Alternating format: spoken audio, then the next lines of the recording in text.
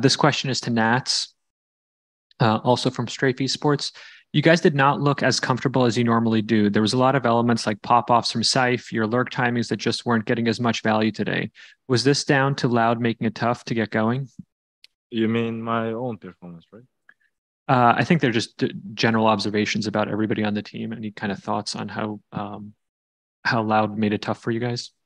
So I would say they did a bit hard. So it was a bit hard to play against them. And same moment we also didn't do that we had to do like what we was planning. So both of that things just make that kind of result.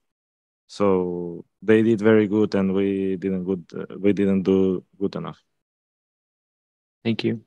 We will now move to remote media. Please use the Zoom hand raise feature if you'd like to ask a question, and then we will call on you. While we wait for more questions to be submitted, I think we have some more that have been remotely submitted. Also to Redgar or Emil from the Valorant competitive community. What was the thing you feel was the most complicated to adapt from your strategies between Navi's game and today's game, given the different play styles of the Brazilian team and the style of Navi? I think I will start. For example, Navi, they're playing more passive, more contact without abilities, and they're playing just a different play style. And adapt to them is much easier because we play versus them too many times. I know what they're gonna do, what we should expect for them. When we play versus Loud, how to say, like, this play style is not the new that you're going like with abilities, full execute. But sometimes, like for example, in defense or attack, they can make the solo contact picks that usually teams are not doing because it's risky, but they're trying to find out that kind of duels to win the game. I think for me, the biggest difference is against Navi is often just a default versus default kind of game, an information game, more forcing rotations and thinking. Against Loud, for me at least, it's much more simple. The difference is you have to fight more against Loud. They would bring the fight to you, and you just have to like shoot head, step up, and fight. So it's two different teams. I prefer to play against Loud, to be honest. I play against Navi so many times, but yeah, that's the difference. Thank you. Are there any questions from the remote media or anybody in the room? We'll go to Declan from Deserto.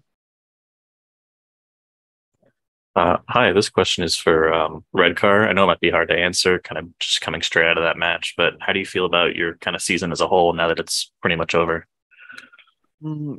I think that during the EMEA season, we played well, but on the national stage, it becomes like the problem for us to perform as we can, because we know that we can do much more than we showed. And this is a sad thing, but we're not giving up. We just find out the things why it's going like this. And the next time when we're going to be on the national stage, we're going to be more prepared. Thank you. We'll go next to Pedro Romero from Blix. Hey guys, first off, commiserations on that serious loss and also the elimination from the tournament. I got a question for Safe. Given that, you know, the loss is still very fresh in your minds and also the rest of the teammates, I want to know, when it came to the experience in this tournament, what do you feel like has been the biggest issue that you and the team encountered throughout this time, and what made it so? I mean, in terms of experience, I don't know. I feel like we're all very experienced players, I guess. I mean, most of us have played a few international events. We have two players that have played every champion so far. So I don't think we ran into any experience issues at all. I think our issues stemmed more from inside the game rather than like, you know, just the general experience. Thank you. We'll go next to FD News. Hi, well, my question is for Redgar, and you said that during the regular season of the BCTM, you said that you could perform well, and in the international stage, you couldn't perform really well at the same level.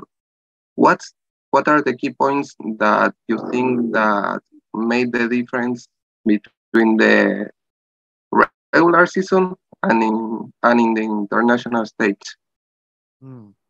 I think that it's hard to answer because I need to find out it by myself, right? But if you're talking about a big difference, for example, when you're playing the season, it's like 3 months, you're playing on the same arena, the same day.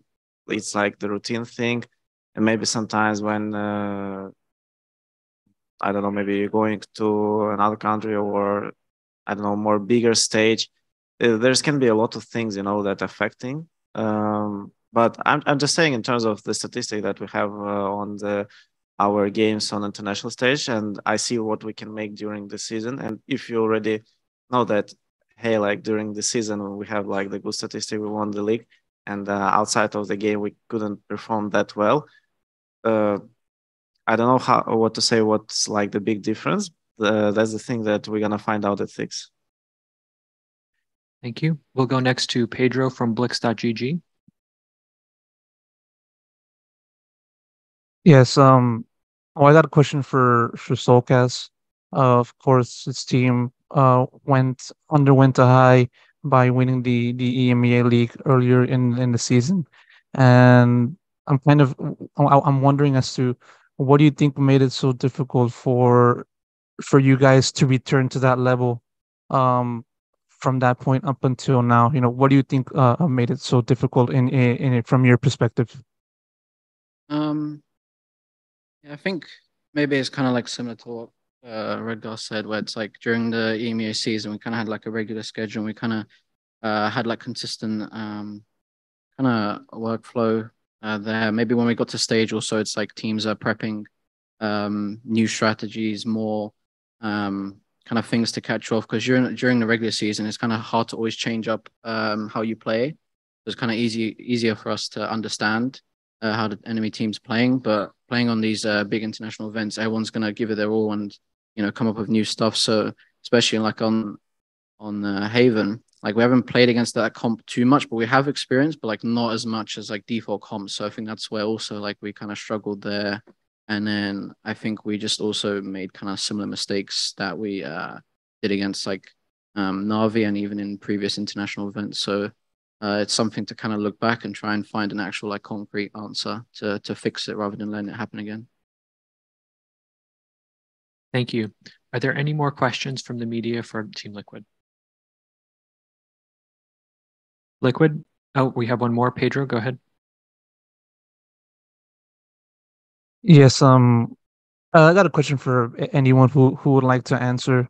With As of now, EMEA has around four more teams left in the tournament. So I'm just wondering, how do you think the region will fare for the remainder of this event, from your perspective? And this could be for anyone who would like to answer. I mean, we're behind Europe as a region. I still think Europe is a strong region. Also going out, we let Europe down a bit. So I'm sad about that. But I will just say I do think Europe is a strong region, and my heart is behind the remaining team. So, Thank you. Team Liquid. Oh, go ahead, Soulcast. Were you about to speak? No. So I was just achieving. Liquid, thank you so much for taking the time to speak with us.